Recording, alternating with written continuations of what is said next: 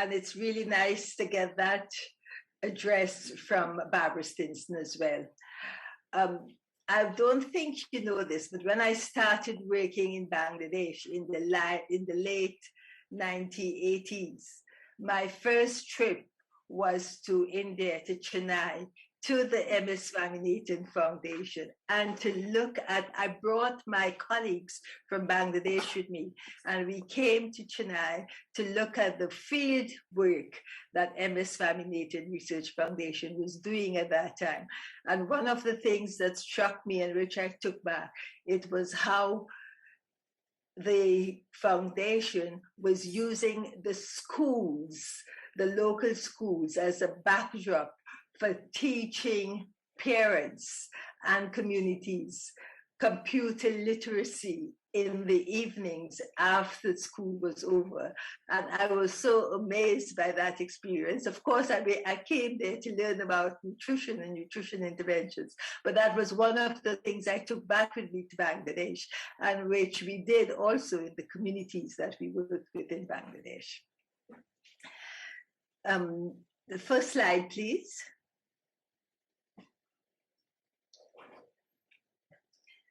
I am honored to be invited by the MS Swaminathan Foundation, Research Foundation, to deliver this special lecture. As the 2021 World Food Prize laureate, speaking on this platform, established by the very first World Food Prize laureate, Dr. MS Swaminathan, in 1987, as we heard from Barbara Stinson, I am indeed privileged to engage in science and technology for agriculture and food development, while at the same time improving the lives and livelihoods of communities, especially the poor and vulnerable. The MS Swaminathan Research Foundation is also a strong partner of WorldFish, where I work, as we collaborate in several projects to enable the reach of aquatic foods for improving food and nutrition security in India. Today, I will be sharing perspectives on how aquatic foods can contribute to ensuring food and nutrition security, also in the context of the COVID-19 pandemic and climate change, as we've heard about in the session that preceded this. Next slide, please. I will present the overall perspective of food and nutrition security, followed by some recommendations for positioning aquatic foods and aquatic food systems to address food and nutrition security. And I would like to conclude with 6 key recommendations to integrate aquatic foods in the food systems transformation and the solutions, as we heard so much about at the pre-summit of the UN Food Systems Summit a week ago, for improving food and nutrition security. Next slide, please.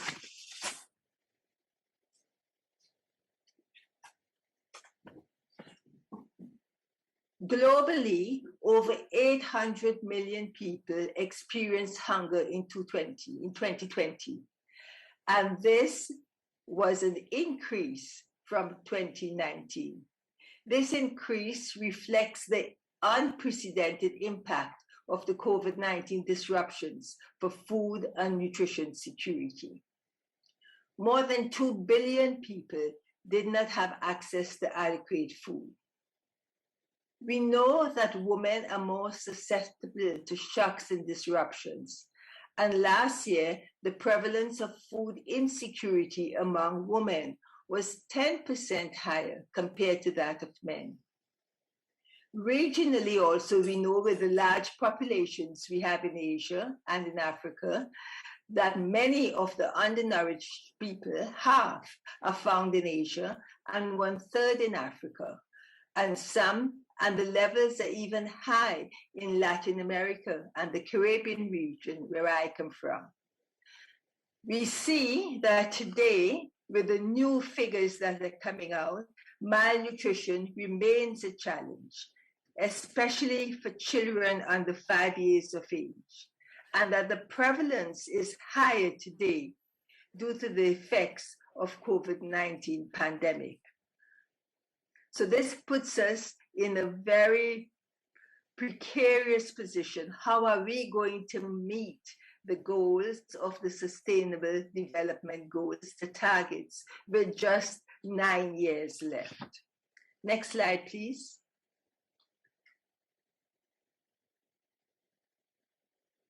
Next slide, please. In the South Asian region, with a high population, sorry, can you go back one? Thank you. In the South Asian region, with a high population, we see that the prevalence of undernourishment and malnutrition is still very high. And as I said, this presents a challenge towards achieving, especially Sustainable Development Goal 2, zero hunger by 2030. I don't want you to look at the figures or compare the countries, because we know that the data we have, they are estimates and they are not very accurate.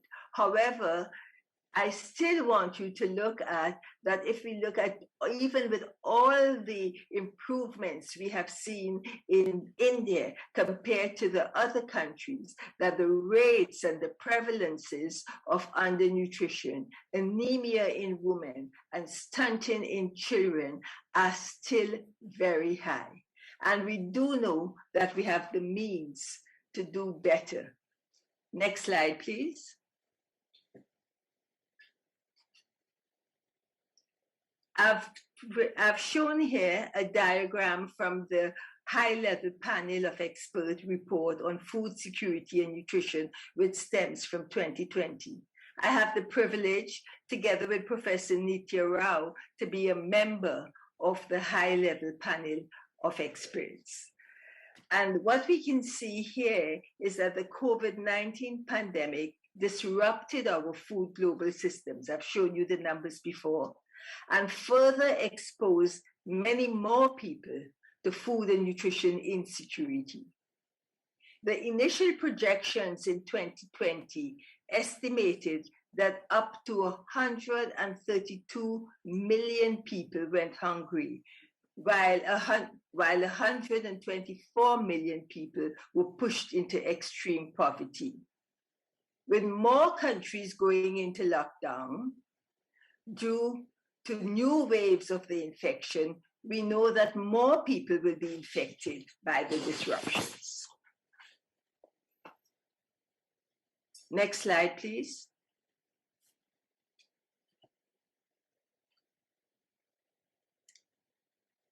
The 2021 State of Food Security and Nutrition Report, SOFI 2021, has come out some time ago, not recently come out.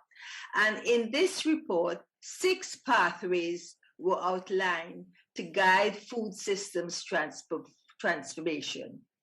And this was very much welcomed, because this is just the discussions we had at the UN Food Systems Pre-Summit at the end of last month. These pathways, therefore, with growing movements such as the UN Food Systems Summit and also the One CGIAR strategy, calls for a holistic food, land, and water systems transformation. And therefore, we need to take up the challenge to transform to a systems-based approach, as opposed to what we have had in the past, which is a commodity-based approach, very much looking at the staple foods, for example, rice in Asia and maize in Africa, and that we must not only have a focus on production systems, but on the whole food systems framework, starting with production and moving all the way to consumption. Next slide, please. The UN Committee on World Food Security, the high-level panel of experts, as I talked about, launched a report last year with recommendations to build forward better after the COVID-19 pandemic. I do think that most of us thought that the COVID-19 pandemic would have been much more shorter term than we are seeing, and we would have already been out of the woods. But this is not the case. And again, this report reflects the importance of adopting a systems-based approach. And the report proposes interventions across various points of the food systems framework. As I said before, not just focusing on production, but all the way from production to the supply chains, to markets, to consumption, and even what is left on the plates after consumption, the waste that we produce and get rid of after consumption. Next slide, please.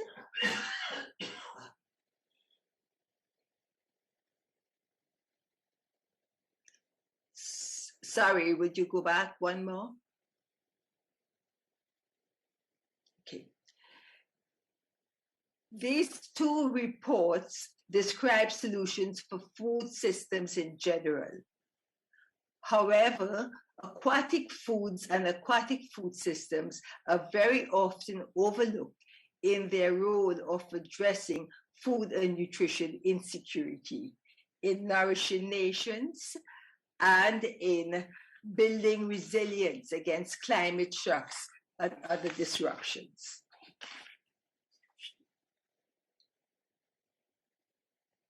May I ask to have the next slide, please? So what are aquatic foods?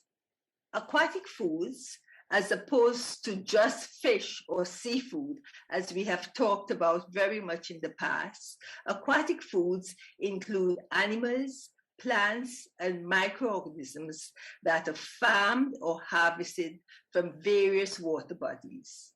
Aquatic foods now today also include cell and plant-based foods and alternatives which are developed from new and emerging technologies.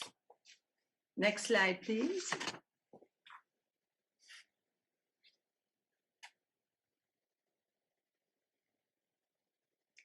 These aquatic foods fit into a complex web of elements, activities, and outcomes, which we call the aquatic food systems. An aquatic food system takes in consideration not just the production system, but also other aspects of the food system: processing, distribution and supply, markets, consumption, loss and waste, and also the driving factors such as policies, investments, and the environment, which we have heard so much before in the last panel session. Just as terrestrial food systems, aquatic food systems play an important role in the food systems transformation. It enables a holistic approach to food systems that is sustainable and that can ensure food and nutrition security for all. And it can do this in ways that do not compromise the economic, social, and environmental base for future generations to thrive and flourish. Next slide, please.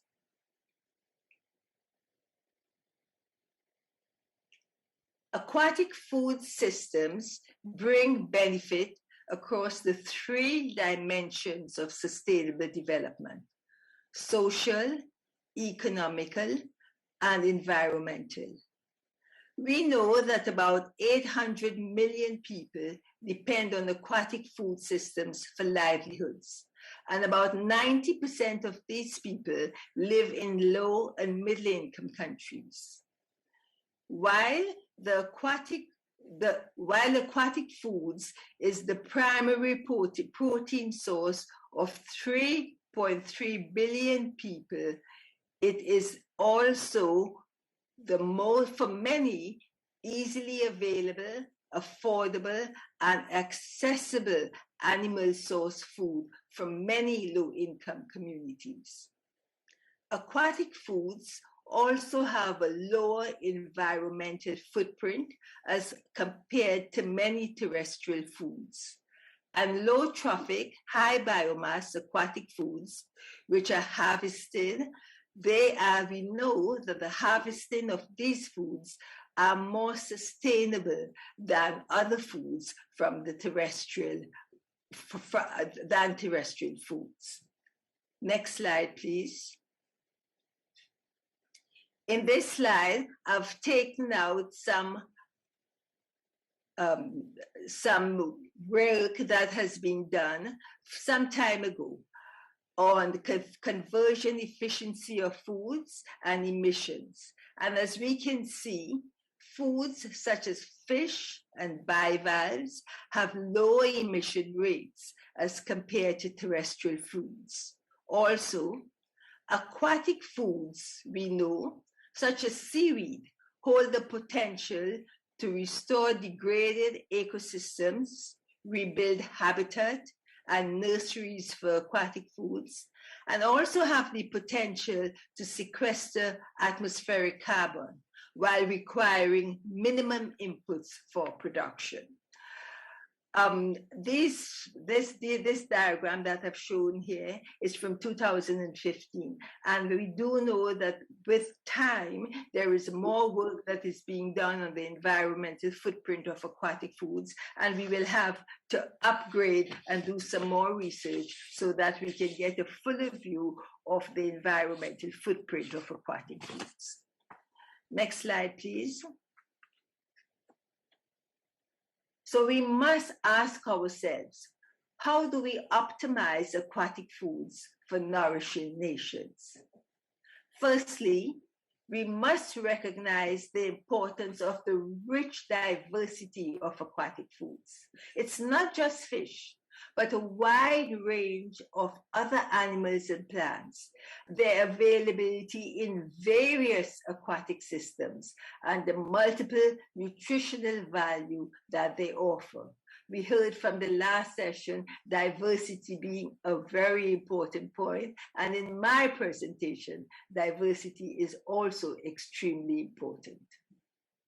Aquatic foods, mainly fish, are present in 78 national food-based dietary guidelines and are recommended in 2 important reports, the Sustainable Healthy Diet Report by FAO and WHO, and in the Planetary Health Diet in the Eat Lancet report from 2019. We do know that with greater and more focused strategic planning and positioning, we can have aquatic foods to benefit more people in more regions in the future.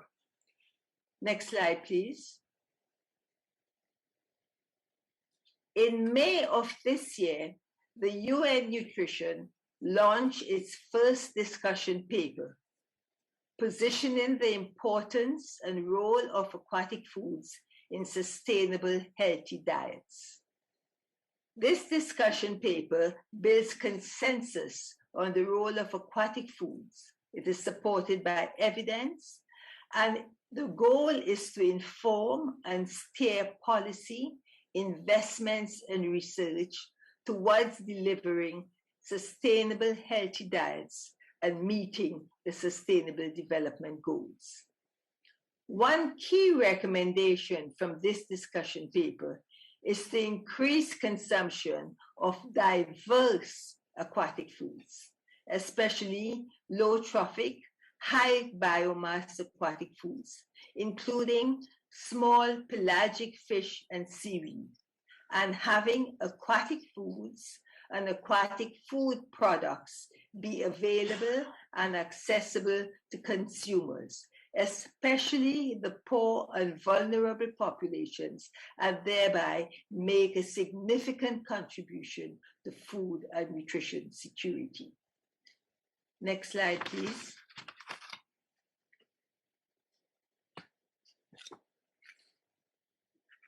An important piece of evidence that drives the position of aquatic foods in sustainable, healthy diets is the nutritional composition of aquatic foods. And this is something that I've worked a lot on. And even though there is now quite a lot of data, it is still a new area and much more work is needed on this. However, we do know from what work we have done that aquatic foods contain multiple micronutrients, mineral and vitamins, and also essential fatty acids. It's not just a source of protein. Next slide, please.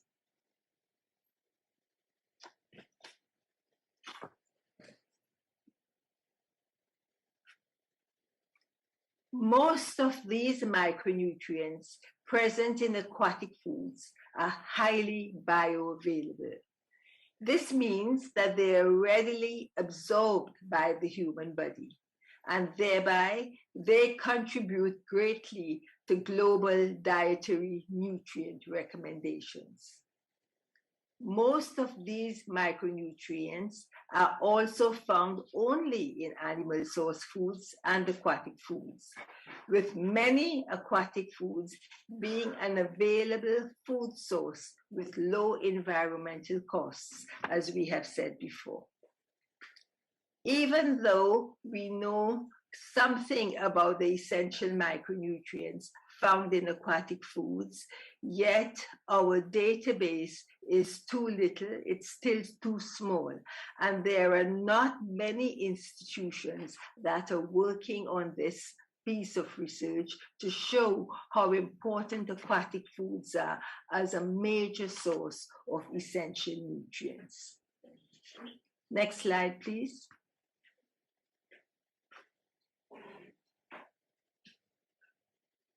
As we can see here, the nutritional composition of diverse aquatic foods varies. Again, one of my main points being, let's look at the diversity of aquatic foods. This figure shows us that some aquatic foods, for example, small pelagic fish species, which I have worked a lot on in Bangladesh and also in parts of India, they give greater contributions towards nutrient recommendations than others. Therefore, as again I'm saying, diversity is key, and we must make full use of this diverse and rich species diversity of aquatic foods for consumption. What we are seeing today is that in many parts of the world, this diversity within food groups is shrinking, and consumption patterns are changing with little diversity and less range of foods within the various food groups, also within the food group of aquatic foods. Next slide, please. These multiple micronutrients and essential fatty acids found in aquatic foods make them superfoods. As I said before, they provide highly bioavailable nutrients for all stages of human development, but very importantly, during the first 1,000 days of life. These micronutrients, minerals and vitamins, and essential fatty acids, we do know are crucial for brain development and cognition. And what's more important for our populations than having high cognition? We have evidence from many studies and from also many meta-analyses which validates this importance. Next slide, please.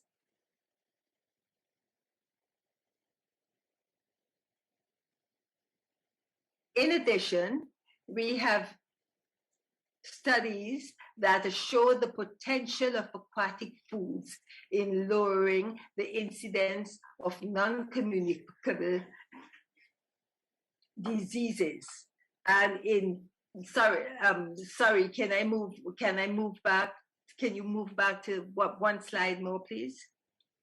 No, sorry, further on, and one more. Thank you. No, I'm sorry. Go back one more. Sorry, can you go back one more slide?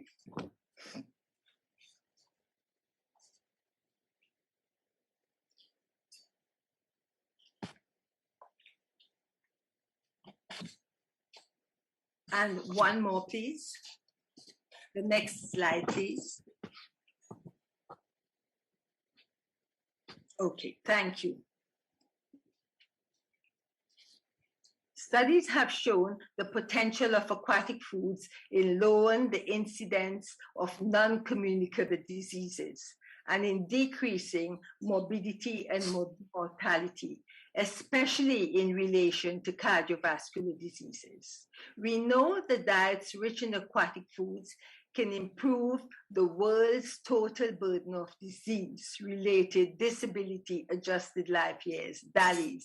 This is a measure that is used by the World Bank, or simply put, enhance the quality of life of an individual.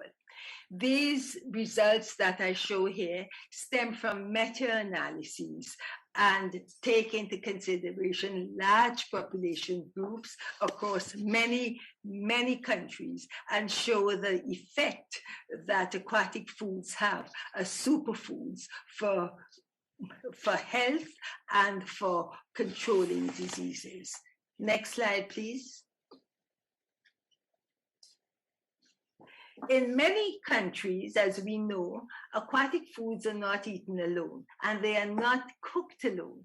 In many countries in the West, for example, you would get just a piece of a fish on your plate, and to that, very little of other foods. But we know, for example, especially in Asia, that aquatic foods are usually complemented with condiments and other ingredients, such as spices, vegetables, even fruit, which leads to greater and better dietary diversity and more nutritious diets. Studies have shown that when you put these foods together, there's a complementarity effect, and that aquatic foods increases the bioavailability of nutrients from plant source foods, such as the rice or wheat or maize, or even the vegetables that form the staple of the diets of many communities in the world.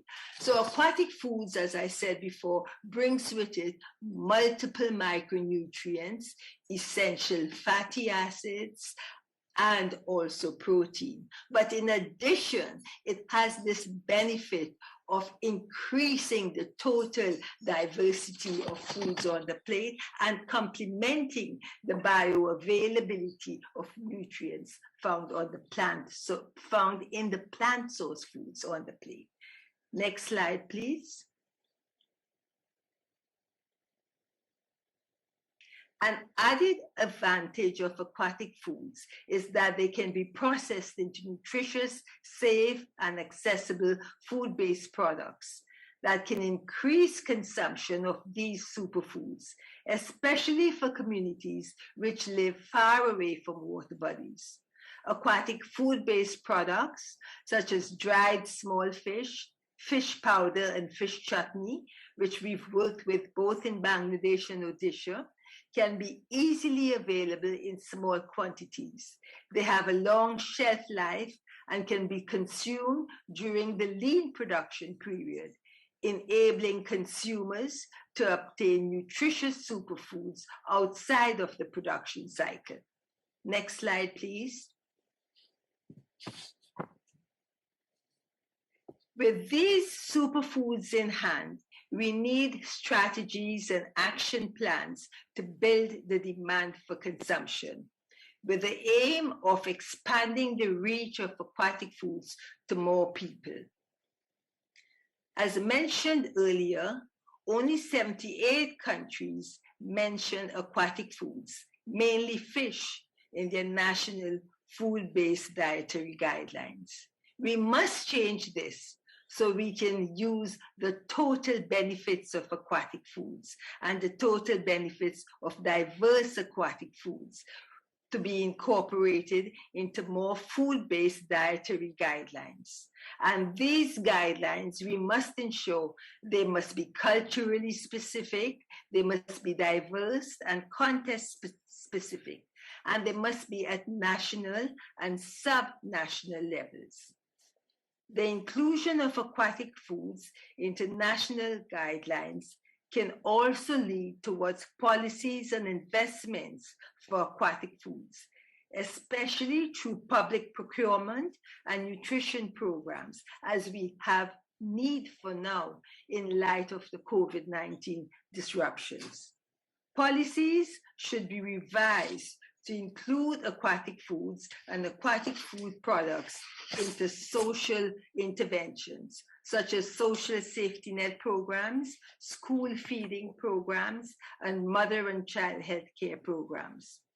One such breakthrough we have had is the inclusion of fish and fish-based products in the strategy of Odisha's pathway to accelerated nutrition, a state-based policy to advance food and nutrition security in Odisha. Next slide, please.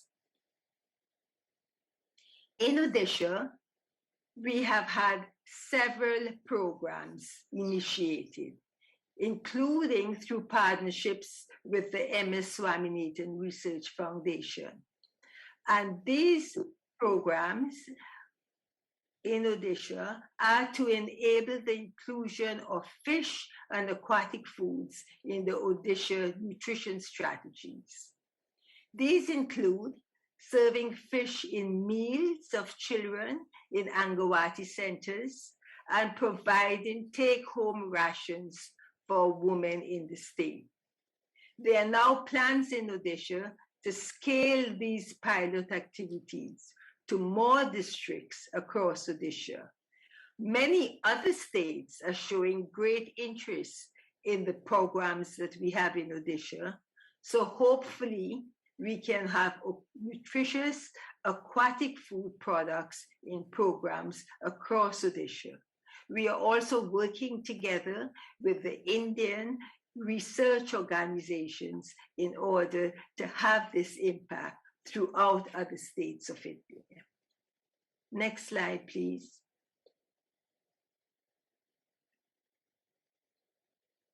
In my work, I have placed strong emphasis on the diversification of consumption to include aquatic foods as a means to address food and nutrition security. However, to do this, we must ensure that sustainable supplies of aquatic foods are available if we want to meet the growing demand. While current production methods, captive fisheries and aquaculture, remain important sources of aquatic foods, there is much more room and there is much more opportunity for us to transform production systems towards nutrition-sensitive systems that increase production and productivity, as well as improve the nutritional quality of the total production, and also contribute not only to food and nutrition, but contribute to income and livelihoods. I have introduced pond polyculture and integrated aquatic agriculture systems, working with many partners, beginning in Bangladesh and subsequently scaled in Cambodia, Myanmar, Nepal, Malawi, and Zambia as part of the nutrition-sensitive approaches for improved food and nutrition security with aquatic food systems. In Odisha, we have also worked with women self-help groups to use community tanks or Gram Panchayat tanks, as we see here, for aquaculture of diverse fish species, both large and small fish species, promoting both household food consumption as well as sale of the large fish species. Next slide, please. Very often, actors in the aquatic food supply chains, many of which are women, and now some also youth, they have been vulnerable to the unprecedented shocks and disruptions, as we have seen now with the COVID-19 pandemic. We must have policies, research, and innovations in place that can build capacity and resilience of these actors, enabling them to adapt and to recover from these shocks. Interventions such as solar fish dryers, as you see here, for both communities and households, were introduced in Malawi and Zambia, and now in Odisha, to enable women processors to produce small dried fish for consumption. We must also look at the high-level guidelines and policies, such as the voluntary guidelines for securing sustainable small-scale fisheries in the context of food security and nutrition. And these guidelines must be adopted and adapted to local contexts so that they can be put in full use in order to protect the welfare of small-scale fishers, producers, and processors who work in the aquatic food systems. And as I said before, many of whom are women. Next slide, please. Another important action for us to undertake is to develop ways to reduce loss and waste in aquatic food systems and develop a circular economy that improves food and nutrition security while also improving livelihoods. Data have shown that a small reduction in fish loss in Zambia can bring about positive impact for 250,000 people a year. What if we would do some of these interventions in India with much more people, with a much greater production, with a much more greater loss and waste? The effect would be manifold and would affect many more people. Next slide, please. Lastly, I would like to talk about data and the knowledge. We must push for democratization of knowledge and data in tandem with the growth of digital technology.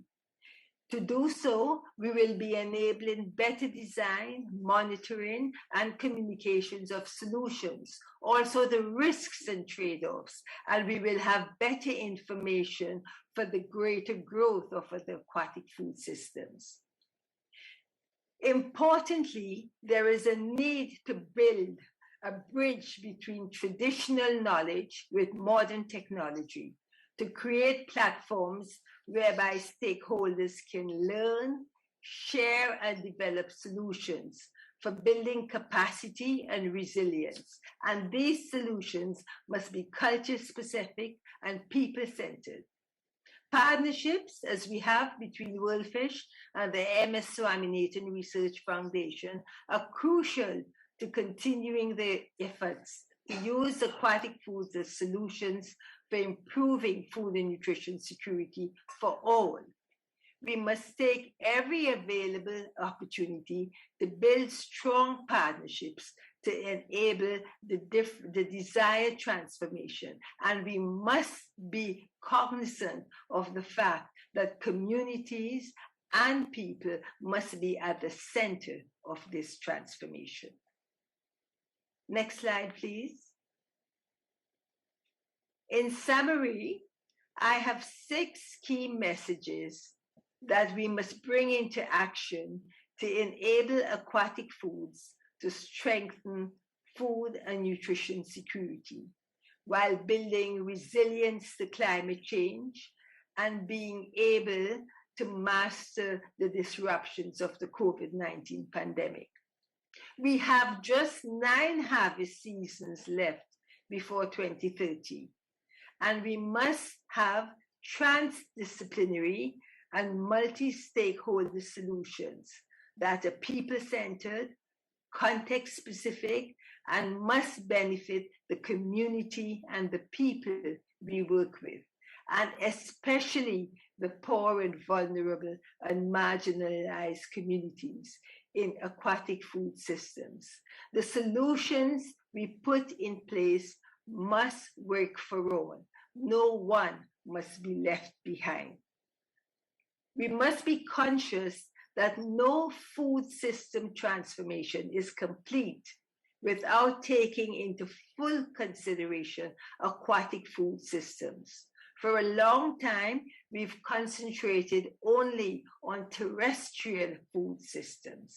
We must also engage with the aquatic food systems and the diversity of the many foods that the aquatic food systems bring with them.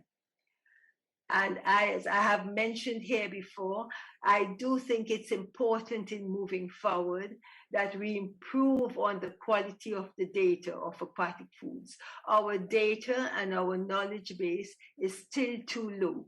We must learn more about nutrient composition of diverse aquatic foods, more about the food safety, about the lost and waste. We know that there are figures that say that more than 1/3 of the food that's produced is lost and wasted. We must find ways to bring that down. We must learn more about the consumption patterns and demands of different population groups, and we must ensure that the data we collect and the data we use for moving forward with our policies and with our investments are sex, age, and locality disaggregated. Next slide, please. I'd like to thank the organizers for giving me this opportunity to address you. I'd also like to draw your attention to a recent opinion piece I did in Nature Food, which I call Diversifying Aquaculture for Nourishing Nations. And in that paper, I discussed the strategies to transform aquatic food systems. I do hope that I've given something about aquatic food systems, about aquatic foods, about aquatic food systems, about combining aquatic food systems together with terrestrial food systems, looking at the foods and the diversity of the foods we have on our plates, and importantly also making sure we make full use of the diversity and we reduce loss and waste of aquatic foods. I thank you all for giving me this opportunity to address you today. Thank you.